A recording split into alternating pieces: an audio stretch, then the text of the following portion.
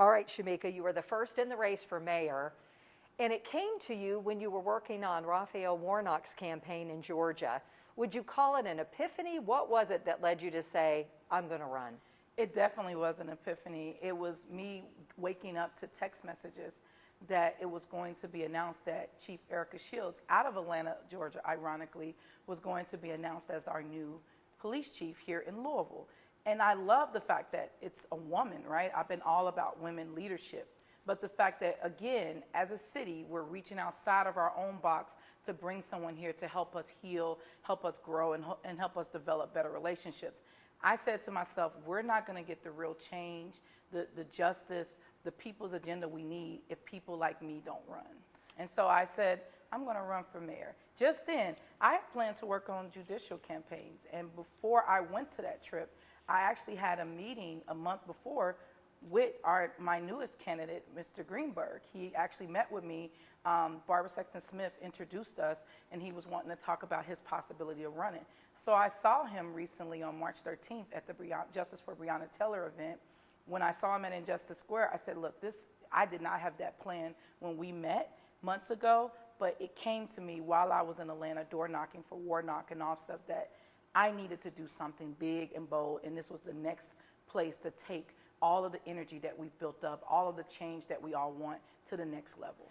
So we'll talk about the fact that this is probably going to be a very crowded field, Yes. but you were first in. We are seeing a lot of outside the establishment candidates come in for this race. Why do you think that is? Was it because of what happened with Breonna Taylor? Was it brewing before then? Why do you think we're seeing kind of out of the box candidates?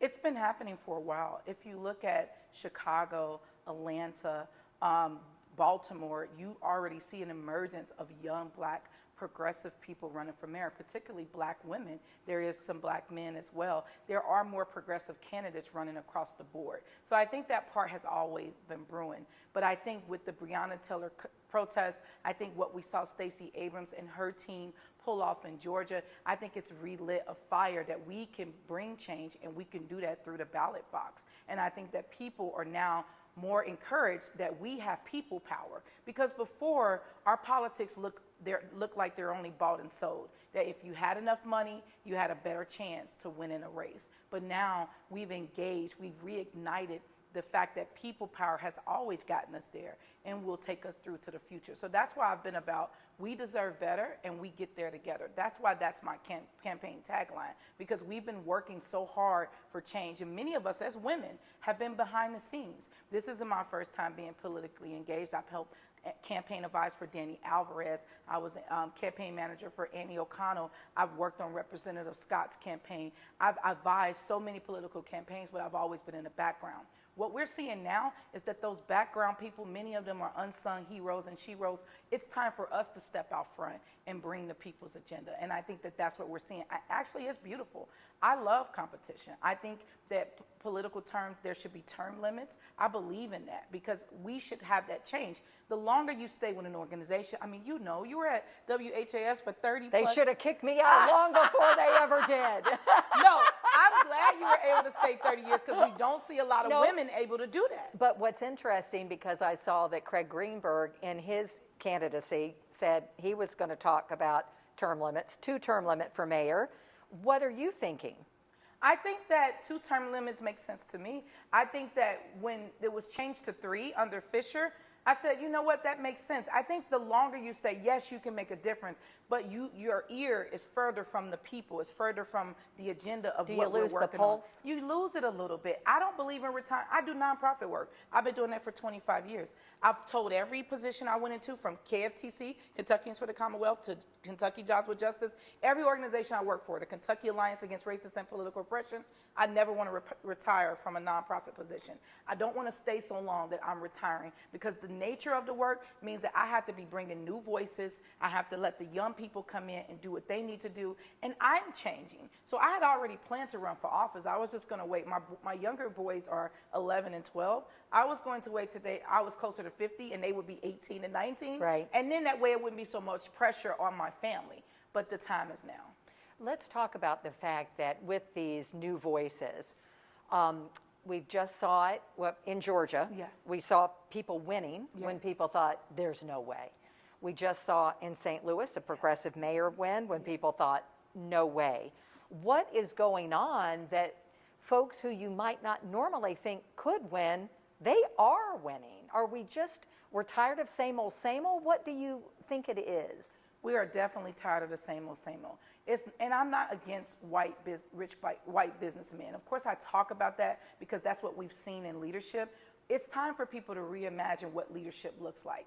I've been saying, as a woman, we've already been mayors in our community, in our families, on the job. We've already been doing the job of mayor, deciding on who gets what, when, where, and how, deciding who needs to come to the table. Every person that runs for mayor says, I'm going to make your city safer.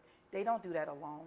It's the people that they bring on, it's the people that they appoint who help make that mission happen. Every mayor says, I believe in our parks and recreation, I believe in our youth, but those are the first things that they cut because they have stopped listening. Yes, you should have business growth and business development. I'm a business owner, but you also should always reinvest into families, into women and children. Anything that pulls away from that is a terrible sign for the direction that a city is going. So I think that people are tired of that, and people want real change that they can feel and see, that when they go into their doors at home, they know that that change happened and it impacted them right there. So local politics are everything. And I think what happened is the big national disappointment in politics has made more people emerge and say, we can start at the ground. We can change our cities, change our states, change our counties if we get progressive people to be in office. Now, one thing we haven't seen, we've never had a female mayor. We've never had a black woman as mayor. No. So, I mean, the question, this year has just seemed so much with, and last year, resonating of strong black women who really have come to the forefront and come into their own. Yes. Did you feel that? I definitely felt that. I'm inspired by women. All I wanted to do was run more women for office because I've been saying when women run, we all win. What I've been telling people with our campaign, and these are black men that came up with this that work on my campaign, they say, you know what, Shameka, with you, we got 2 firsts with 1 vote. You got the first black woman and you got the first black mayor with 1 vote. No other candidate can give you that right now. And I think that it's bigger than that because people have seen me do the things that I'm called to do. Here's the deal, Rachel, you said it well. When people come out from the backgrounds, they've been the people that leaders have depended on all along. Mayor Fisher has not only called on me on different occasions, not just for the Justice for Breonna Taylor movement, but I was also appointed as Human Relations Commissioner. The people at U of L, our researchers, our doctors, our lawyers, all of these experts call me when they need to reach communities, when they need to fundraise, when they have projects they want to develop. I've already been in the scene. I've already been in the mix, making things happen, bringing jobs, bringing growth, changing the environment. It's just me stepping out in a bigger way and answering the call. People want me to run. They want me to be their next leader. They want to give me a chance like we've been giving rich white businessmen a chance for hundreds and hundreds of years. So with this crowded field, I mean, you stand out because right now you're the only woman and you're the only black woman. What do you do with, is it going to be your platform, what you stand for, to make sure that people really understand what it is that you stand for? And some of it that I wanted to talk about, because you said, I'm not anti-police, I'm not anti-business. But we know policing is going to be a huge issue in this campaign with what happened to Breonna Taylor, with what's happened recently with the controversy over the FOP and what they posted. How would you handle policing in our community?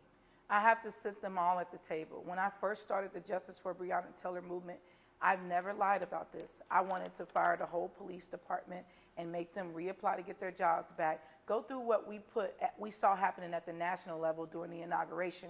When they took all of their records, they looked through them, they tracked that some of them were connected to racist right-wing groups, and they dealt with that one by one. I think that that's how we have to deal with it because we have a lot of rogue officers that have been allowed to be corrupt so long that it makes the whole lot seem bad. I think that once I almost became a police officer. I have family that are police officers. I definitely understand that we need community protection, we need community safety, but that has to be led by the people that are directly impacted, that are at the forefront of this. So I want to bring those people to the table. I want them to tell us what they need in their community. Some of them are already protecting their communities. We need trauma response units, we need social workers, we need mental health professionals that are paired with our police officers, because that's what I've been hearing them cry out during this whole movement. They've been saying, where we're not lawyers, we're not doctors, we're not social workers. Well, let's give you what you need so you can only focus on protection, safety, non-arrest interactions, and because they change the environment when they come. They have a responsibility in our public safety. They also have the biggest budget. So when I talk about defund, it's only to reallocate to groups and to organizations that we know are doing great work but don't have the capacity.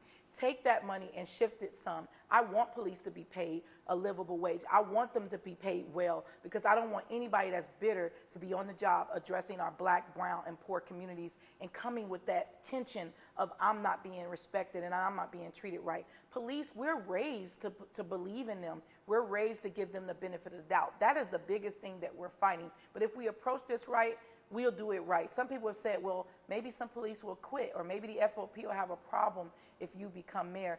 Only people that should be worried about me becoming mayor is if they don't plan to bring justice, equality, and fairness to every Louisvillian. I've lived the lives of all Louisvillians. I know what it means to be pulled over. I know what it means to be arrested on bogus charges. I know what it means to live in over-policed neighborhoods. I can represent that change, and I can also help bring voices they don't typically hear from. So I think that I would be the best suited for that, because what I've done, what I've helped set up by even organizing in the Justice for Breonna Taylor movement, has kept our city from bubbling over and turning into rioting that we've all been hearing about. What we've been able to do is create a base and a safe place for our young people and for activists and protesters, but they love their city too. The city didn't burn because we love our city too. We're just tired of dying in police interactions. So I want training. I've talked to the Muhammad Ali Institute. I've talked to people at U of L. We need real aggressive training that's going to help them deal with these situations, because Interim Chief Yvette Gentry said, when my people come, they are to suggest you leave, tell you to leave, and remove you. Those are the only operators. That's how they're operating. So I said, we need to figure out when they need to actually be called. Can you work with the FOP? If, as mayor, I would have to figure out how we can figure out how to work together. I do have some problems that every time they do rear their head or put out a letter to the community, it's against a Black woman, it's against Councilwoman Green, Black Lives Matter leader Chanel Helm, State Representative Attica Scott. And when Judge Ulu Stevens released Kenneth Walker, he had overwhelming, convincing evidence to do so. That's when they get upset. Yes, the police are the most protected working class. We know what your job is. Our job is to make sure our communities survive those interactions and they get what we employ them to do, to enforce the law, not to be judge, jury, and executioner. So if I can sit with the FOP to have them understand that, then we have a place to start from. But I can't make no promises until they're willing to accept what they did and how they started the civil unrest by killing Breonna Taylor and too many more. This has been going on for more than 20 years. This has been happening. They have to have some accountability that we can see and that makes sense. Have you met with Erica Shields, and have you reached out, and has there been a conversation? She reached out to me before she took office and said, I was in Atlanta, and she said, I've been trying to reach you, and I want to talk with you. Then I've been in some of those community calls with Metro government and LMPD, and she sent her deputy chief in, and we met and talked, but I have not had a one-on-one with Chief Shields Would yet. you like to? I would. All right. One other thing before we move on from policing. Let's talk about the fact that the violence is just overwhelming in the city. And I heard Chief Shields say recently in a forum that part of that is because of the no investment past the 9th Street divide, that in part is part of the problem. Would you agree with that assessment? I would say that's part of it. Part of it is that we have the South End, we have the Newburgh, Butyl, we have all of the communities that are lacking real investment. That if you aren't building a big, pretty tall building downtown, you don't get the same amount of resources. That if you're not connected to the 6 or 7 rich families and you're moving agendas forward in that way, you don't see investment. That lack of investment is not just happening in the West End. It's happening in the South End. It's happening in Portland. It's happening out in our our East area. It's been hard when you don't invest into the community centers, when you don't invest into the parks, when you close the parks, when you take away opportunities from the young people. That's a part of it. And also, the police are a part of the violence that we see.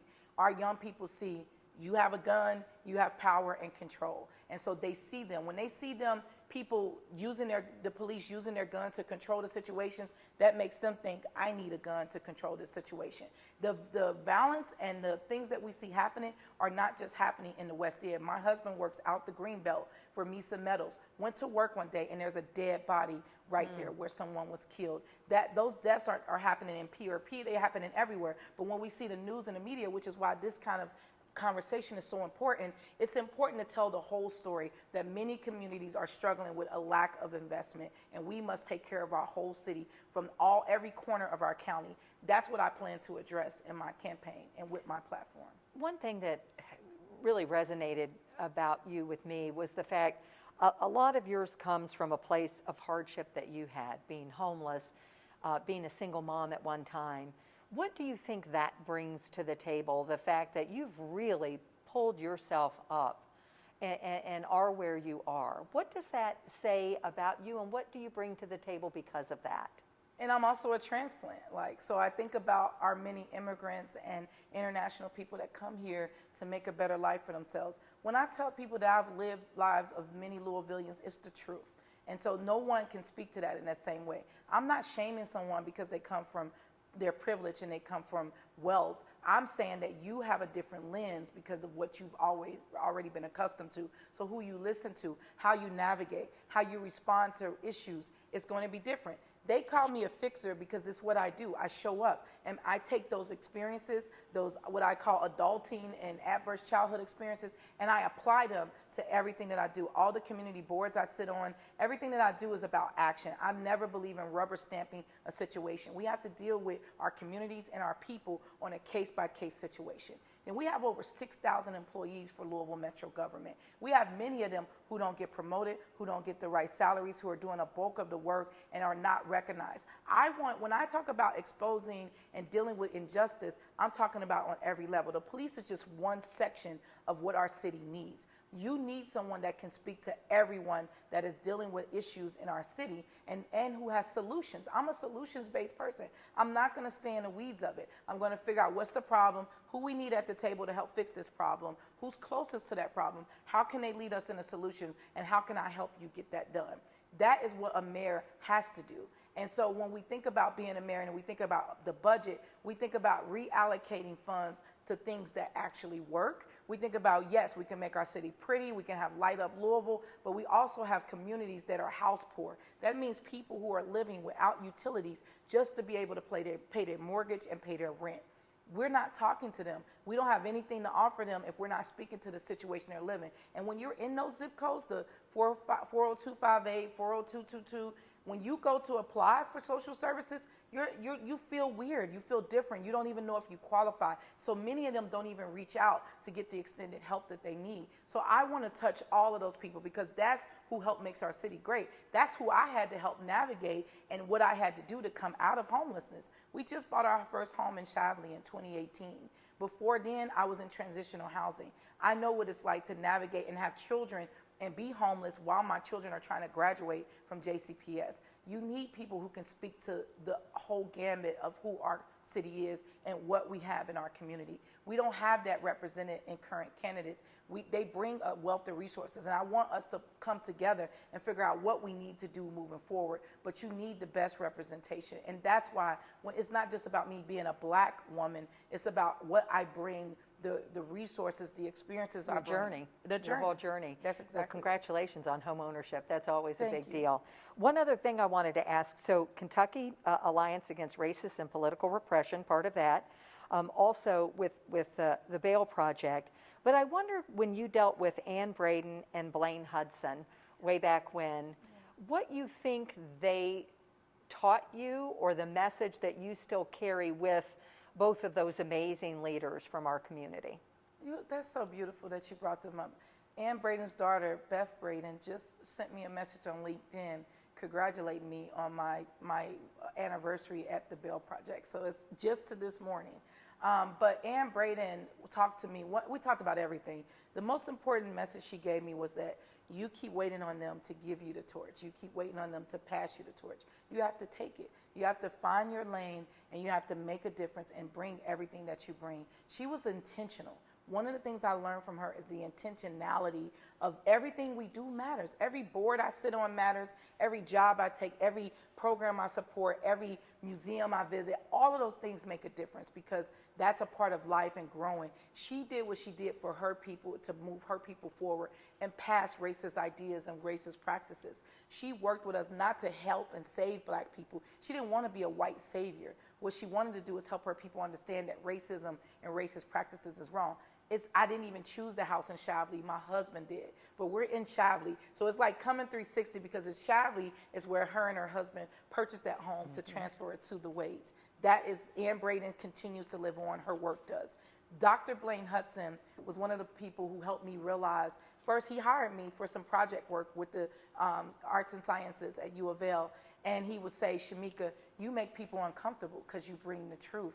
You bring the light. He said, I remember when I made people uncomfortable, when we took over the dean's office at U of L, when we did things when I was, as a young person, it made people uncomfortable. He said, with people being uncomfortable comes change. I always want to be made uncomfortable. And he told me that I have to stop beating myself up about being poor because I struggle with the poverty the most. I had to pay for my father's burial. If my mother dies today, I have to pay for that. And I was always struggling. He said, you, at where you're at, I have family that passed property on to me. I have family who had legacies to give to me. You don't have that. And you're also taking care of generations of your family. He said, be patient with yourself. It takes generations to get out of poverty. So you keep doing right. You go through college. Your kids go through college. And you'll start to see your family continue to lift themselves out of poverty. He always had that historical reference to bring what has happened is happening again, but we get to make changes. We get to apply what works, and we get to get rid of what don't work. I love that he was a change agent, and he used history to tell us that. What I love what you just said is being uncomfortable. This city is uncomfortable now with everything that's going on, with everything that's being talked about, and the change that is coming. I mean, I don't think anybody can stop change from coming to the city now. So what would you say to people who are uncomfortable in everything that is happening right now? That we get there together because that people are uncomfortable with me running. They're like, I saw someone posted and said, she's not a council person. You don't have to be a council person. So what I've been doing with this campaign is educating people what is in our power to do. What can I do as mayor in an executive role? What can council people do? What can our media do? How do we document this? How do we mark that this is a changing moment? And how do we tell our stories in real time? That's why our 502 live streamers were really, really important during the Justice for Breonna Taylor movement, because you only were getting one side. You get the media who don't know and who are listening to police scanners, but you get the live streamers who are right there and who can give every version of what's going on. So I can make that determination for myself. You have that we are changing things by the tools given to us. Voting was a tool given to us. You have all these people who have had their rights restored. I have my own team member, Savvy Shabazz, who just got his rights restored by the governor, who said to me when I announced that I was running, I get to place my first vote for you as mayor. That I never would have dreamed that. And so we got people who are now seeing themselves, like you said, I pulled myself up. They're starting to see themselves outside of being shameful or worrying about paying bills. They want to be out there. They want to be a part of that change. I think people should embrace it, but embrace it at your level, right? So that's why we've been setting up with Injustice Square. It's a multimedia website, wegettheretogether.com. And that is where we're telling people from all backgrounds, if they even just dropped off water, if they never came out to a protest and all they did is shared about it or learned about it online, we're asking people to tell their story. So out of this is going to come a big coffee table book with pictures and memes and themes and quotes, but everybody, you, myself, everyone can find themselves in these stories because it's the people. What we're doing is lifting up people power, and that is scary. It does bring change, but it's necessary, it's needed, because we've done more of the same for far too long. We've rallied behind candidates and said, you know what, this is the best choice. They probably can win it because they got money. Now we're taking that money out of those elections and we're putting that energy into people power. That is scary for people, but it's a welcome change. Because I have a personal commitment because I have 6 children and 3 grandchildren. I have a professional commitment because of my work with the Bell Project and seeing how that costs us a great deal of money and how we can work together. But I mainly have a people's agenda, a commitment to my community to bring that change and to be real. So when I'm sitting on the La Casita Center board, how can I help? How can I help people who are trying to just work, make it, buy a home, and do the things that I've been able to accomplish? I accomplished that because of people like you who let me share my story, because of people like Ann Brayton who gave me an opportunity to learn from her, because of people like Dr. Hudson who gave me an opportunity to earn a livable wage, and his wife, Bonnie Hines Hudson, who passed over a program to me so she can be the wife she needed to be when he became dean. It's taken all of us together. Every step of the journey has been significant people who've helped make that better, who've helped lighten the load, who've helped show more light on the path. 2 more questions. Where do you see hope and healing in Louisville? Do you see it? Yes, I see it now. Like, this is our first interview together, right? I see it with the people we've engaged in the campaign. We really have a Rainbow Coalition campaign. We have white men, black women, brown men. Everybody's engaged. We have to do this because I don't want to miss a voice, Rachel. I want to make sure that people know that I really mean it. And I expect to be held accountable. I've also taught people how to protest, how to hold their elected officials accountable, how to go to Frankfurt, how to lobby, how to talk to their council people. I want that. I want to be held accountable. Anybody that's coming into that. But that hope and change, it happens every day. To have young people tell me, I wanted to leave this city. I wanted to give up. I didn't think no future was here. But now I want to be an organizer. Now I want to run for office. Now I want to be a teacher. Now I want to document this. That is hope because we want them to stay. We don't want them all to go away to college and never come back. We want them to go and get the experiences they need and then bring that wealth of knowledge and resources back and help our city do better and better. Louisville has always been poised for change. I don't think we've been a sleeping giant, but we've been ready for change. We just want to get behind things that we think are going to work. We're a gambling city, right? So we're going to go where we think the money is. But people power gives us an opportunity to reinvest and put our energy to something that's going to bring change. And final question, if there was one word to describe yourself, just one that you think encapsulates you better than anything, what would it be? Perfect. Ready. Ready. I'm ready.